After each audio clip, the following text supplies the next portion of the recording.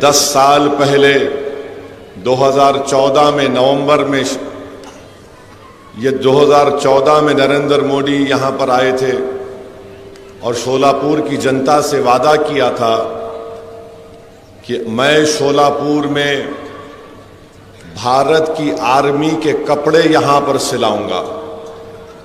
मोदी जी, शोलापुर की जनता ये जानना चाहती है कि आपको प्रधानमंत्री बन के 10 साल हो गए, आप बताइए कि क्या आपने शोलापुर के अंदर इंडियन आर्मी के कपड़ों की सिलवाई का काम अब तक क्यों शुरू नहीं किया।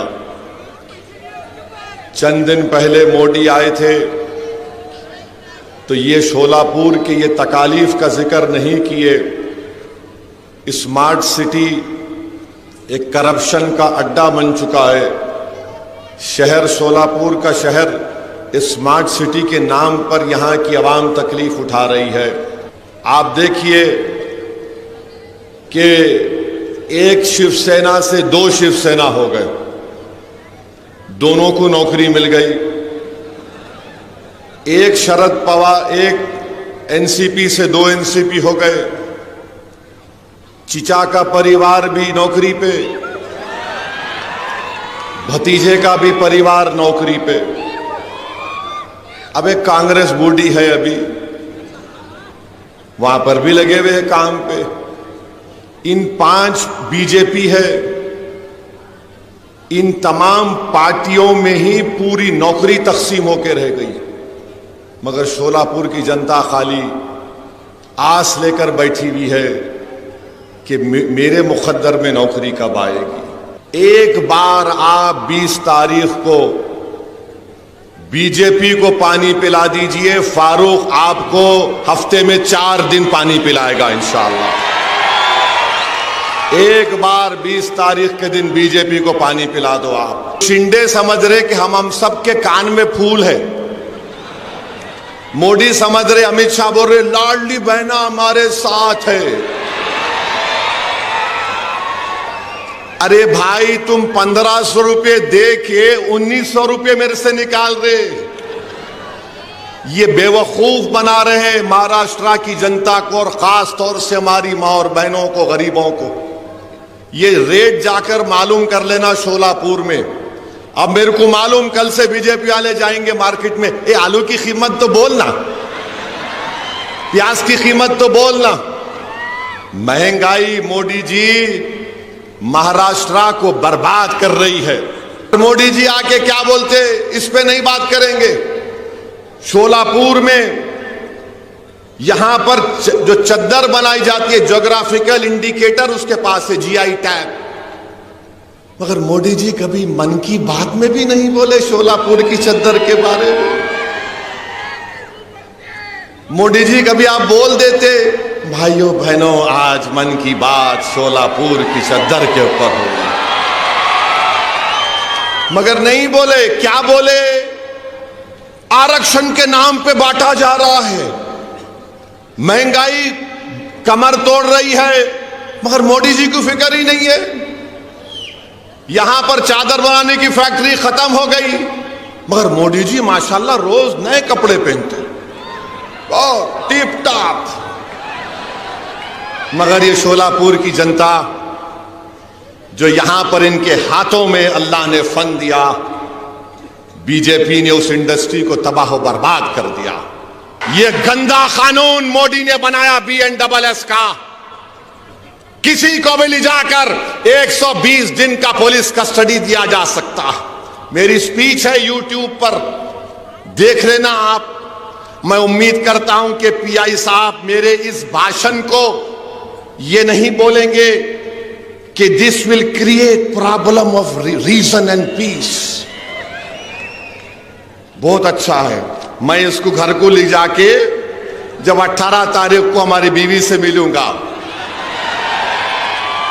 हमारी बेगम पूछेंगे क्या लेके आए, मैं बोलूंगा देखो ये लेके आया हूं। आप देख रहे हैं देश लाइव, देश की आवाज। मेरे अजीज दोस्तों और बुजुर्गों, मैं आपको ये बताना चाहता हूँ और आपको इस बात की गारंटी देता हूँ कि 20 तारीख के दिन इस विधानसभा की पूरी जनता जनाब फारूक साहब को अपना नया आमदार बनाएगी। तो इंशाअल्लाह मैं इस बात की गारंटी देता हूँ कि 5 साल में शोलापुर की जनता जो विकास के लिए तड़प रही है, शोलापुर की जनता जो महंगाई से पिस रही है, जो शोलापुर की जनता के नौजवान बेरोजगारी उनका मुकद्दर बनाकर रख दिया गया, जो नौजवान अपनी डिग्री का इम्तिहान भी दे चुके हैं और 1 साल से उनकी डिग्री नहीं मिलती, जो शोलापुर में यहाँ पर जो इंडस्ट्री थी चादर की, जिसको ज्योग्राफिकल इंडिकेटर भी मिल गया था, इंशाअल्लाह ताला उसको फारूक शाब्दी खुद मेहनत करके उसको रिवाइव करेंगे। मैं आपसे वादा कर रहा हूं कि आज शोलापुर में 6 दिन में 1 मरतबा पानी आपको मिलता है। फारूक दिन रात मेहनत करके इंशाअल्लाह ये सबसे बड़ा मसला, ख़ास तौर से पीने का पानी अगर 6 दिन 8 दिन में 1 मरतबा आता है तो सबसे ज़्यादा तकलीफ़ हमारी माँ और बहनों को उठाना पड़ता है। और मैं आपसे वादा कर रहा हूँ कि ये जो फ्लाईओवर का काम, एक बच्चा पैदा हुआ, अब उसकी शादी होने वाली है, मगर फ्लाईओवर का काम मुकम्मल नहीं होता। अब लगता है कि उसकी जुमागी के बाद ही वो फ्लाईओवर का काम मुकम्मल होगा। आप शायद मेरी बात समझे नहीं। 20 तारीख के दिन फारूक शाब्दी की शादी आप करेंगे, उनके वालिद बैठे हुए, उन्हें गलत नहीं समझना, आमदार बनाने का मामला है, क्योंकि फारूक को घर भी जाना है वापस। और जुमागी से मतलब 23 तारीख को जब नतीजा निकलेगा उसके बाद से इंशाअल्लाह ताला वो फ्लाईओवर का काम मुकम्मल हो जाएगा।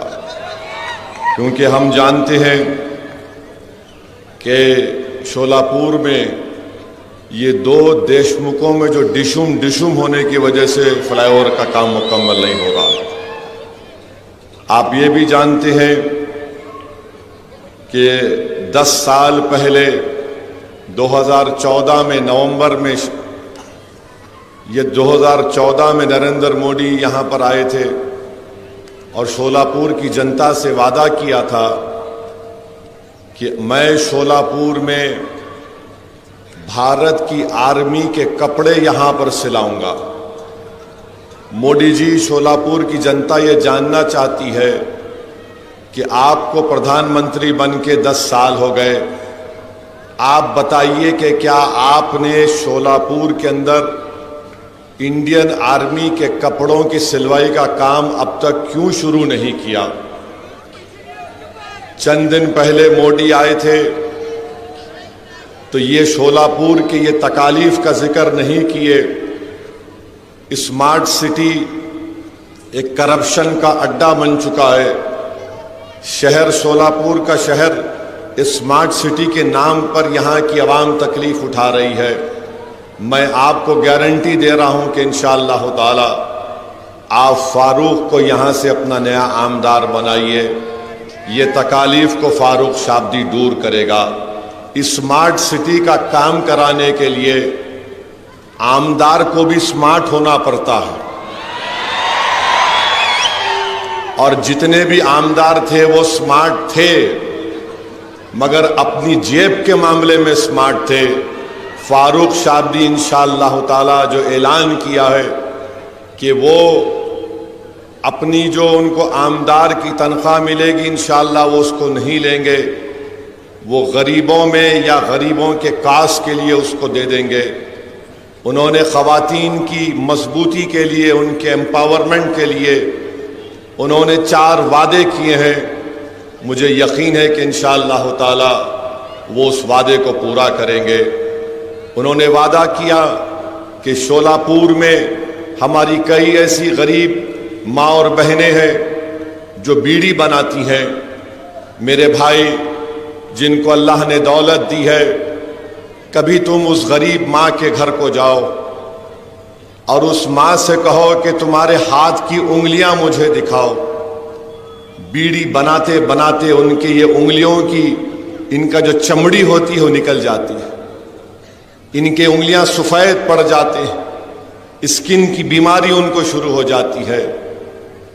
मैं आपसे वादा कर रहा हूं, गारंटी दे रहा हूं, इन गरीब माओं के लिए जिनकी उंगलियों पर बीड़ी बना बना कर निशान पड़ चुके हैं, फारूक शाब्दी इंशाअल्लाह ताला उन माओं की उन उंगलियों की लाज रखेगा और उनके लिए विधानसभा और हुकूमत से लड़ेगा और टकराएगा उनसे। मेरे अजीज दोस्तों और बुजुर्गों, फिर हम ये भी मानते हैं कि बेरोजगारी यहां के नौजवानों का एक बहुत बड़ा मसला बन चुका है। आप देखिए कि एक शिवसेना से 2 शिवसेना हो गए, दोनों को नौकरी मिल गई। एक शरद पवार, एक एनसीपी से 2 एनसीपी हो गए। चिचा का परिवार भी नौकरी पे,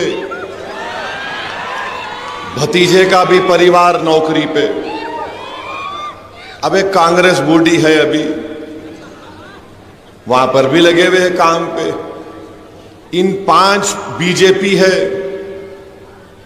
इन तमाम पार्टियों में ही पूरी नौकरी तकसीम होकर रह गई, मगर शोलापुर की जनता खाली आस लेकर बैठी हुई है कि मेरे मुकद्दर में नौकरी कब आएगी।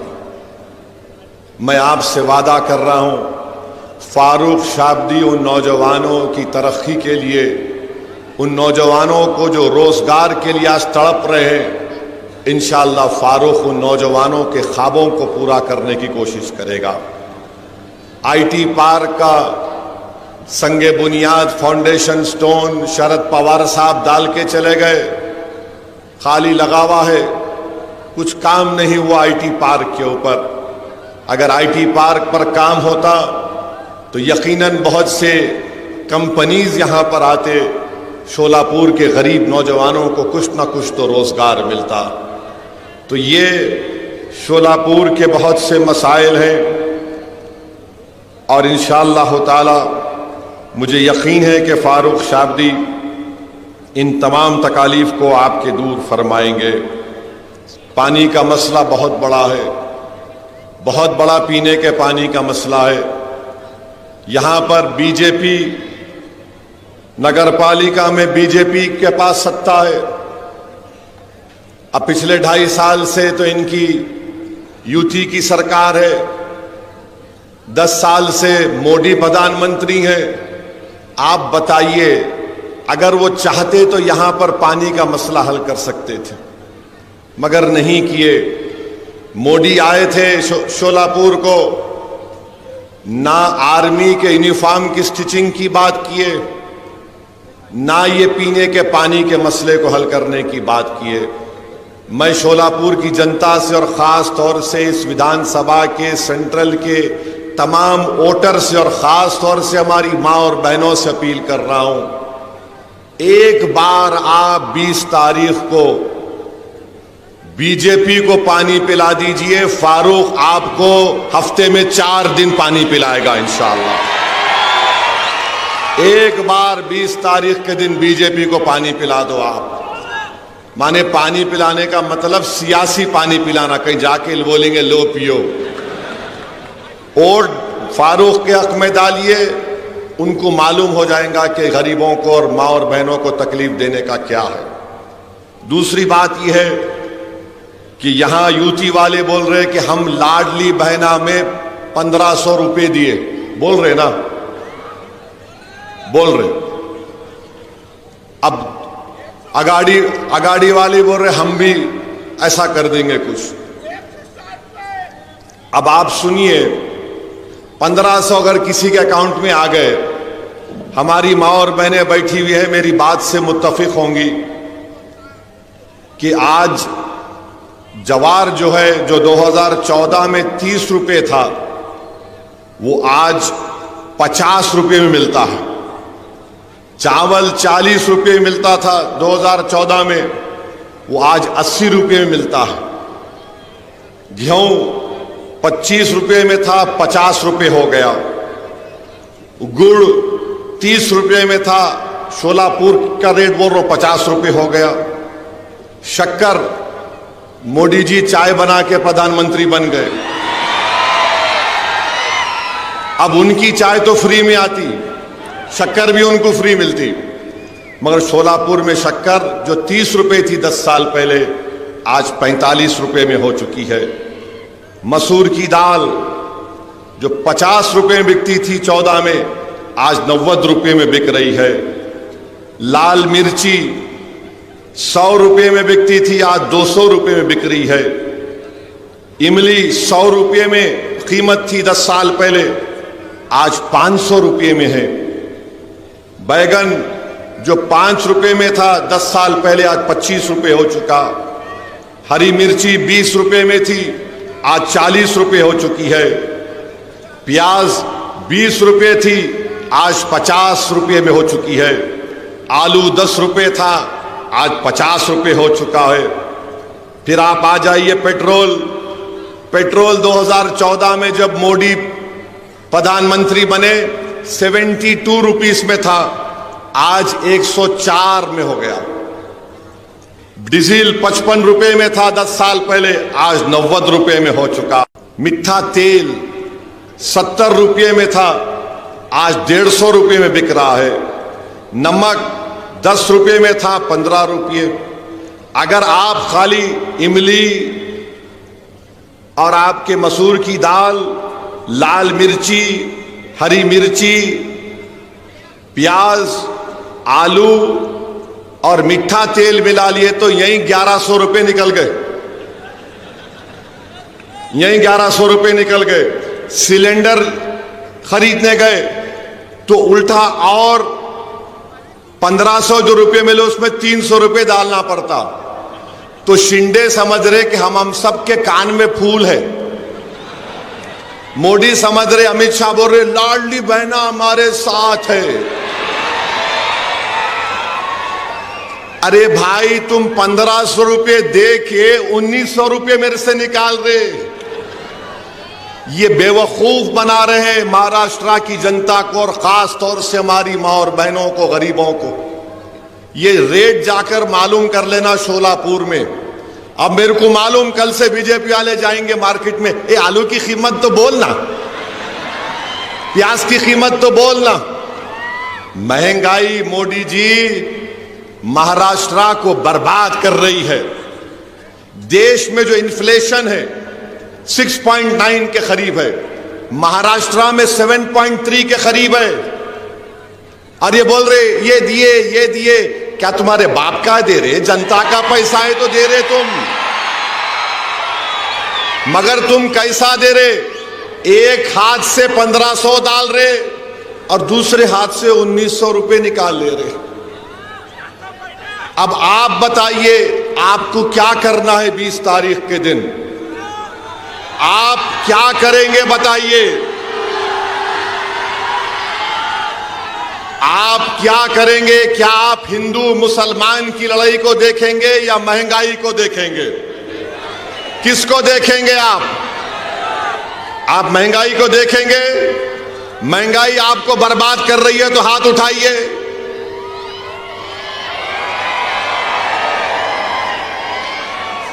अब आप हम पीने का पानी किसको रोज चाहिए? हाथ उठाइए। अच्छा, जो नहीं दिया 10 साल से उसको 20 तारीख को पानी पिलाएंगे? हाथ उठाइए। अब बस है, अब ये मेरा मुकदमा मैं कायम कर दिया, अब फैसला आप जज है, आप लोग जज है। मैं फारूक की तरफ से ये आपके सामने ये बात को रख रहा हूं कि क्यों आपको बीजेपी को, शिवसेना दोनों को कांग्रेस कोर्ट नहीं देना है। दोनों को सत्ता मिली मगर दोनों ने गारत कर दिया शोलापुर को, बर्बाद कर दिया शोलापुर को। नौजवान रो रहा है, अरे 1 साल हो गया डिग्री का एग्जाम लिख के, एक सर्टिफिकेट नहीं दे सकते तुम लोग? कौन सी सरकार चला रहे हैं ये लोग? और मोदी जी आके क्या बोलते, इस पे नहीं बात करेंगे। शोलापुर में यहां पर जो चद्दर बनाई जाती है, ज्योग्राफिकल इंडिकेटर उसके पास है, जीआई टैग, मगर मोदी जी कभी मन की बात में भी नहीं बोले शोलापुर की चद्दर के बारे में। मोदी जी कभी आप बोल देते, भाइयों बहनों आज मन की बात शोलापुर की चद्दर के ऊपर होगी, मगर नहीं बोले। क्या बोले? आरक्षण के नाम पे बांटा जा रहा है, महंगाई कमर तोड़ रही है, मगर मोदी जी को फिक्र ही नहीं है। यहां पर चादर बनाने की फैक्ट्री खत्म हो गई, मगर मोदी जी माशाल्लाह रोज नए कपड़े पहनते और टिप टॉप। मगर ये शोलापुर की जनता जो यहां पर इनके हाथों में अल्लाह ने फन दिया, बीजेपी ने उस इंडस्ट्री को तबाह बर्बाद कर दिया। ये शोलापुर की जनता को इस पर फैसला करना है। और मैं बताना चाह रहा हूं, ये मोदी जी ने कहा कि आरक्षण के नाम पर बांटा जा रहा है। अरे मोदी जी, आप मराठाओं को रिजर्वेशन देने का वादा आपने किया था और मराठाओं को रिजर्वेशन देना पड़ेगा आपको। जरांगे पाटिल आपकी नींद हराम कर चुका है, मुझे मालूम, सबकी नींद हराम कर चुका है। दुबला पतला आदमी है, उसकी समाज ने उसको अपना नेता मान लिया। मैं सलाम करता हूं मराठा समाज को कि मुत्तहिदा तौर पर आपने अपने नेता को बना दिया। और हम तायीद करते हैं कि मराठाओं को रिजर्वेशन मिलना चाहिए और झक मराकर देना पड़ेगा, चाहे सरकार किसी की बने। आप फारूक को अपना आमदार बनाइए। फारूक जब विधानसभा जाएगा तो मराठा आरक्षण का डिमांड करेगा, लड़ेगा उसके लिए इंशाअल्लाह ताला। और मेरे भाई और अजीज दोस्तों, बुजुर्गों, मेरी मां और बहनों, मैं आपसे अर्ज करने आया हूं कि ये जो फारूक से हटकर जो कैंडिडेट खड़े हैं,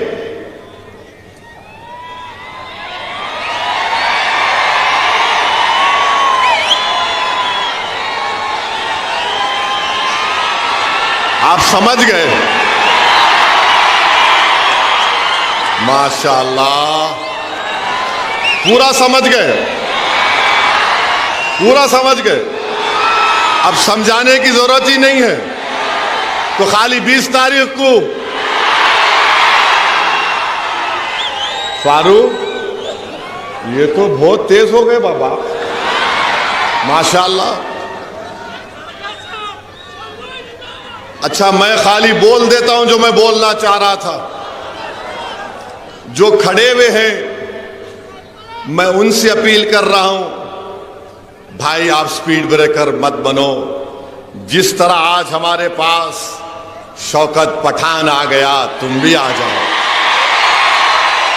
हमारा दिल खुला है, हमारा दिल बहुत बड़ा है, हम तुमको अपने गले से लगाने को तैयार है। सब पूरे पुरानी चीजें भूल जाएंगे, आ जाओ।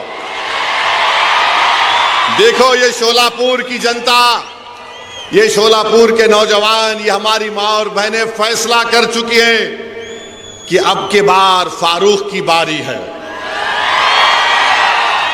तो मैं इनसे अपील कर रहा हूं, आप भी आ जाओ। क्यों दूर दूर रहते, करीब आ जाओ।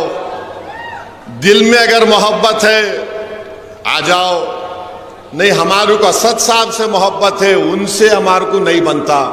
अरे मेरे भाई, तुम जब मुझसे मोहब्बत करते हो, मैं भी तुमसे मोहब्बत करता हूं। और इसमें कोई अनानियत नहीं है, ये इज्तिमाइयत को सामने रखकर फैसला करने की जरूरत है। आज अगर आज फारूक जीतेगा तो क्या खाली मुसलमानों का फायदा होगा? क्या खाली हमारे पद्मशाली भाई बहनों का फायदा होगा? अगर फारूक जीतेगा तो क्या हमारे मराठा भाइयों का फायदा नहीं होगा? हमारे पद्मशाली माँ और बहनों का फायदा नहीं होगा? क्या हमारे दलित भाई और बहनों का फायदा नहीं होगा? पूरे विधानसभा के तमाम जनता का फायदा होने वाला है। तो आ जाओ, सब मिलके गुलदस्ता बनाओ, ताकि शोलापुर की आवाम मिलकर 20 तारीख के दिन शोलापुर के एक अच्छे मुस्तकबिल के लिए, यहां की तकालीफ को दूर करने के लिए मैं सबसे अपील कर रहा हूं कि आप आगे बढ़िए और फारूक शाब्दी के हक में 20 तारीख के दिन अपना एक एक वोट इस्तेमाल करिए पतंग के निशान पर। मशीन में क्या नंबर है? हाँ? मशीन में नंबर क्या है? मशीन में 6ठा नंबर फारूक शाब्दी का। तो जब आप अंदर जाएंगे मशीन में, खाली देखना पतंग का निशान का ठैक मार, टी आवाज आती है, वो आवाज सुन लेना, बिस्मिल्लाह आगे बढ़िए। मगर आप तमाम वोट डालेंगे या रात में जाके सो जाएंगे? अभी उठेंगे जब उठेंगे। पोलिंग परसेंटेज बढ़ेगा, आप पोलिंग परसेंटेज बढ़ाएंगे। आप हर आदमी, हर बहन, हर माँ, हर बुजुर्ग अपना वोट इस्तेमाल करेंगे? हाथ उठाकर जवाब दीजिए, आप पूरे अपना वोट डालेंगे? पोलिंग परसेंटेज आपका बढ़ना चाहिए, तभी फारूक की कामयाबी आसानी से हो जाएगी इंशाअल्लाह ताला। अब आ जाइए दूसरी चीज जो आपको बोलना चाह रहा था मैं। अभी आप देखें कि डाइस के ऊपर हम बैठे हुए थे, मंच के ऊपर, तो मेरे को आके कोई एक कागज दिए, देखिए आप लोग क्या था, बोलता हूं मैं आपको, सुनो, बहुत मजे का है, बहुत मजे का है। मेरे को jail road police station commissionerate Solapur से हमारे सीनियर पुलिस इंस्पेक्टर साहब ने सेक्शन 168 BNSS की नोटिस दिए, मेरे को लव लेटर दिए। हमारे ससुरे की तरफ से आई नोटिस। दामाद से बहुत मोहब्बत करते ना इन, और हम इनके भाईजान हैं। ससुरे भी उन्होंने है, हम उनके भाईजान भी हैं। I love you. अच्छा, यहां इसमें क्या लिखे? इसमें लिखे, अंग्रेजी में बोल रहा हूं, लिटिल इंग्लिश आती है मेरे को। उन्होंने लिखे, please take care not to do any act, comment और statement that may hurt the sentiments of other religious people and persons, and also do not violate the model code of conduct implemented in connection with the General Assembly elections 2024. It should be noted that law and order problem will not arise due to any minor reason, and peace should be maintained. In addition to this, B की जगह BE आना, आप BRE लिख लिए, खैर मेरे को नहीं। It should be noted that legal की स्पेलिंग भी गलत है, LEGAL, आप LEAGL लिख दिए। I am only correcting you. Legal action taken against you in accordance with the prevailing law if public peace is disturbed and law and order। अच्छा, यह problem की स्पेलिंग में M खा गए आप, प्रोबले हो गया ये, M आना problem. Arises due to your commenting that will hurt the sentiments of other religious में जी खा गया आप, and individuals by ignoring the instruction given by the police. The said notice is given under my true seal. तो मैं क्या किया, हाँ नहीं दूल्हे भाई कुछ आती, किसको भी नहीं आती वो, खाली भाईजान से मोहब्बत है, दूसरों से नहीं है जी। तो मैं नोटिस ले लिया। सुनो सुनो, अभी टाइम कितना है? हाँ 15 मिनट है अभी। Very sorry, very sorry. 9:45 देखो 9:45। अरे तो मैंने लिखा नोटिस में, सुनो सुनो आप, सुनो आप मीडिया वालों, 9:45 घड़ी चेक कर लो तुम्हारी भी। तो मैंने नोटिस में लिखा, फारूक सही बोल रहा ना, ऊपर नीचे तो नहीं हो रहा ना? यू आर हैप्पी, सेटिस्फाइड, माशाल्लाह। अभी मैंने लिखा रिसीव द नोटिस, माने नोटिस रिसीव कर लिया मैं। अपोज द कंटेंट्स, हाँ बैठो बैठो बैठो, हाँ हाँ अरे बैठो जी, बैठो बैठो, भाईजान बोल रहे बैठो। अपोज द कंटेंट्स हैं जो लिखे, हम उसको अपोज करते। Issuing authority has no power to issue notice during the period of model code of conduct. The permission of concerned returning officer of Solapur Central should have been taken. तो मेरे को ये समझ में नहीं आया कि हजरत पुलिस दामाद को लाइटर वैन में दिल पे न खोलो, कोई भी गुर्दे पे लेके रिटर्निंग ऑफिसर परमिशन दिए नहीं दिए नहीं मालूम, क्योंकि model of code of conduct जब इंप्लीमेंट होता तो returning officer controls the police, returning officer police को कंट्रोल करता। खैर मेरे को लाके दे दिए, I love them also, no problem. अब आप सुनो यहां पर हम क्या लिखे, हम ये अंग्रेजी में पढ़ रहे फिर तर्जुमा करते। I have address more than 15 election meetings इस जनरल इलेक्शन में and abided by the MCC. माने मैंने इस इलेक्शन में 15 इलेक्शन इंतखाबी जलसों से खिताब किया और एमसीसी को बाइट किया। फिर मैंने लिखा, it is surprising that the notice has not been issued to the prime minister Narendra Modi. Modi को नोटिस नहीं दिए, ओवैसी को दिए। 3 दिन पहले मोदी आए थे, मोदी को देना था ना, देना था नहीं देना था, उनको नहीं दिए, ओवैसी को दिए, क्योंकि मैं सन इन लॉ हूं, क्या हूं नहीं मालूम। In lighter vein, don't take it seriously. अब ये आप बताइए ये क्या है? जहां मैं चले जाता हूं महाराष्ट्र में, आपसे मोहब्बत का इसका खत लेकर आए हैं हम, आइए। तो मैं भी उनको दिल में देख के बोला, वाह मेरी महबूबा आ रही है,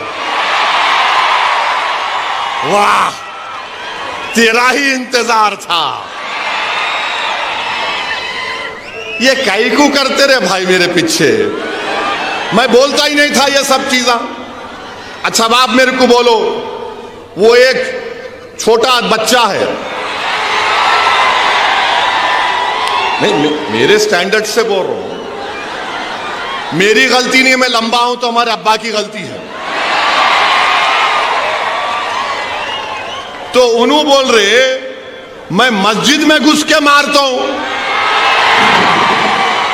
मेरे को समझ में नहीं आया कि ये 168B एंड SS की नोटिस उसको नहीं दिए,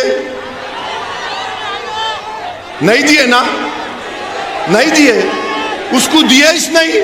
उन्हें बोले जा रहा, जो बके जा रहा। अच्छा क्या करे, खाली FIR कर लिए। अरे उसको लेके भिजाते दुबई को अंदर, अरे दुबई से मुराद जेल को भिजाते नहीं। अब वो डिप्टी सीएम फडणवीस बोले, क्या बोले? ओट जिहाद, धर्म युद्ध। ये धर्म युद्ध है इलेक्शन? ये ओट जिहाद है इलेक्शन? बाबा साहिब अंबेडकर ने संविधान बनाया, तो बाबा साहिब ने संविधान कब बनाया? जिस जमाने में दलित लोग अगर जमीन पर चलते थे तो उनके कमर के सामने झाड़ू होती थी और गले में एक वो होता था घड़े के जैसा कि अगर थूकना भी है तो उसमें थूको, और जिस जमीन पर तुम चलते हो उसको झाड़ू दो, क्योंकि तुम्हारे पैर इस काबिल नहीं है कि तुम जमीन पर चलो। तो बाबा साहिब ने कहा कि कोई बड़ा नहीं, कोई छोटा नहीं, ओवैसी, फडणवीस, दलित सब बराबर होंगे। और बाबा साहिब ने संविधान में हम सबको इंसान कहा। All human beings are equal in the eye of the law. और बाबा साहिब ने क्या लिखा संविधान में? लिबर्टी, आजादी, जस्टिस, इंसाफ, फ्रेटर्निटी, भाईचारगी, इसको हमको हासिल करना है। मैं हमारे दलित भाइयों को पैगाम दे रहा हूं आज शोलापुर से कि आओ बाबा साहेब अंबेडकर के उन ख्वाबों को पूरा करेंगे। लिबर्टी, जस्टिस, इक्वालिटी, फ्रेटर्निटी को हासिल करेंगे। आपकी तकलीफ असदुद्दीन ओवैसी की तकलीफ है। आपके इंसाफ की लड़ाई हमारे इंसाफ की लड़ाई होगी। इस शोलापुर सेंट्रल में हमको लिबर्टी, इक्वालिटी, फ्रेटर्निटी और जस्टिस को हासिल करना है। जो ख्वाब बाबा साहिब ने देखा था उस ख्वाब को हमको देखना है। मैं हमारे दलित भाइयों को याद दिलाना चाह रहा हूं, जब किसी ने जाकर बाबा साहिब से कहा था, बाबा साहिब हिंदुस्तान की, भारत की लोकसभा में भी इतने दलित एमपी जीत कर जाते हैं, आप क्यों दलितों की एक आजाद लीडरशिप की बात करते हैं? तो बाबा साहिब अंबेडकर को सलाम, उन्होंने कहा था कि हां, रिजर्वेशन की बुनियाद पर जीत कर तो जाते हैं, मगर अपना मुंह उस वक्त खोलते जब उनको अंगड़ाई लेना पड़ता है। मैं दलित भाइयों को याद दिला रहा हूं, कांशीराम ने ही कहा था, चमचों से बच के रहो, चमचों से बच के रहो। मैं तुमसे भी कह रहा हूं, चमचों से बच के रहो। ये चमचे हमारे मफादात की हिफाजत नहीं करते, बल्कि अपने जाती मफादात को लेकर अपने सियासी आखाओं के कदमों में सर झुका देती है। मैं तुमसे कह रहा हूं, सर मत झुकाओ, सीना तान कर शोलापुर के विकास के लिए लड़ेंगे हम इंशाअल्लाह ताला। शोलापुर के विकास के लिए हम लड़ेंगे। तो मेरे अजीज दोस्तों और बुजुर्गों, ये चंद गुजारिशात मुझे आप तक कहना था। अब ये डिप्टी सीएम फडणवीस, धर्म युद्ध, वोट जिहाद, उनको तो नोटिस नहीं देते BNSS की, हमको ही देते। अच्छा, हैरत की बात यह, मैं पुलिस वालों को भी बोल रहा हूं, जब ये BNS का कानून पार्लियामेंट में पास हो रहा था, अपोजिशन को सस्पेंड कर दिया गया था, मैं अकेला था वहां पे, तो वाहिद MP था मैं इम्तियाज जलील के साथ, जो इस कानून को कहा था यह गलत इस्तेमाल होगा इसका, BNSS का। मैंने कहा था कि मकाले की रूह या मकाले अपने खबर में खुश हो रहा होगा इस कानून को देखकर। मेरी बात सच साबित हो गई कि BNSS एक गलत कानून बनाया गया था, जिसका इस्तेमाल मैंने पार्लियामेंट में कहा था, इसका इस्तेमाल माइनॉरिटीज पर, दलित्स पर, इंटेलेक्चुअल्स पर होगा जो हुकूमतों के खिलाफ होंगे। मैं मुबारकबाद देता हूं यहां की पुलिस को कि मैंने जो पार्लियामेंट में कहा था आपने उसको सच साबित कर दिया। आई thank you from the bottom of my heart. यह गंदा कानून मोदी ने बनाया BNSS का। किसी को भी ले जाकर 120 दिन का पुलिस कस्टडी दिया जा सकता। मेरी स्पीच है YouTube पर, देख लेना आप। मैं उम्मीद करता हूं कि PI साहब मेरे इस भाषण को ये नहीं बोलेंगे कि this will create problem of region and peace. बहुत अच्छा है, मैं इसको घर को ले जाके जब 18 तारीख को हमारी बीवी से मिलूंगा हमारी बेगम पूछेंगे क्या लेके आए, मैं बोलूंगा देखो ये लेके आया हूं, ये लेके आया, उसको फ्रेम करके रखूंगा घर में। ये मेरे लिए मेडल है, तमगा है। जवानी में तो लव लेटर ना लिखे ना मिला, मगर बुढ़ापे में मिल रहा है। Thank you. मगर मैं जवान हूं, मेरी दाढ़ी को वाइट देख के लोग बोलते वाइट हो जा रही। बाबू,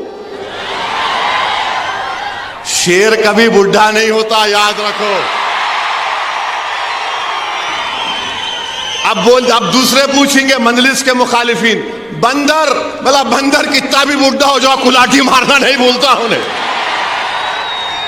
तो खैर, ये लाइटर वेन में था, दिल पे मत लीजिए। मेरे को बड़ी तकलीफ हुई कि आरओ साहब अगर देते, रिटर्निंग ऑफिसर देते, मगर मेरे को उससे बड़ी तकलीफ यह है कि मोदी जी आए थे, उनको देना था।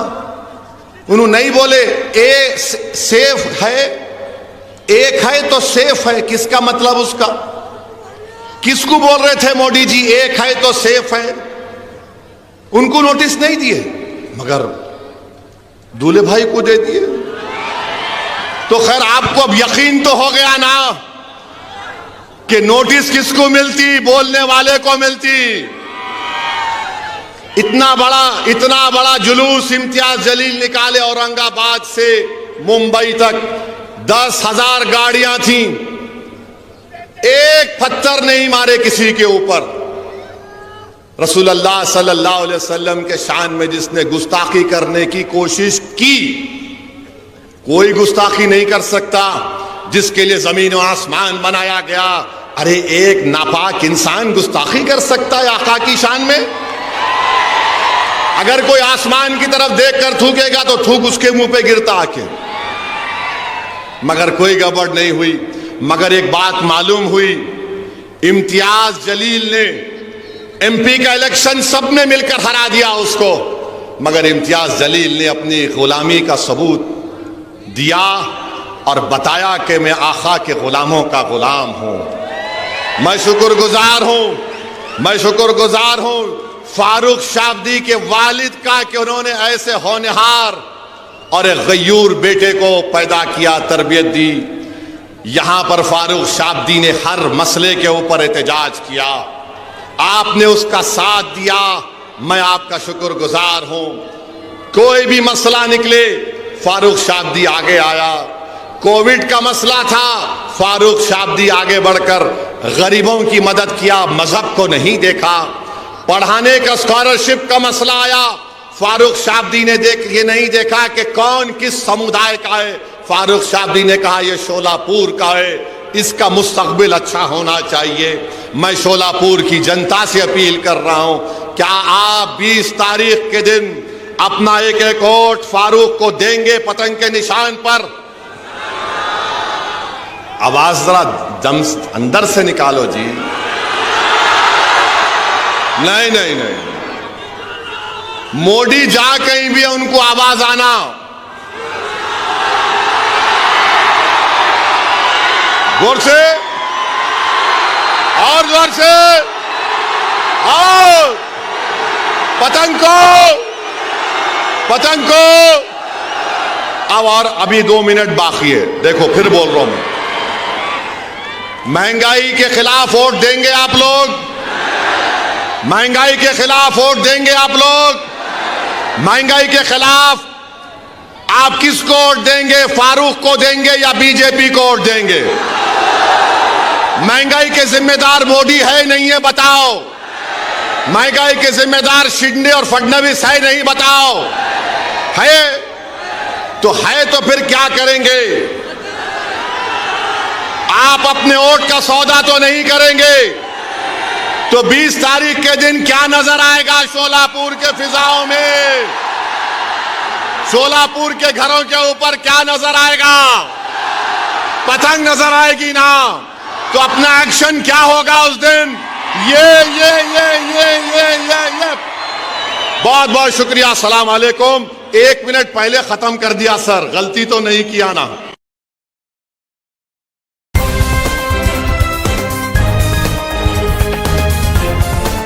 देश और दुनिया की तमाम छोटी और बड़ी खबरों के लिए हमारे चैनल को सब्सक्राइब करना न भूलें और बेल का बटन जरूर दबाएं।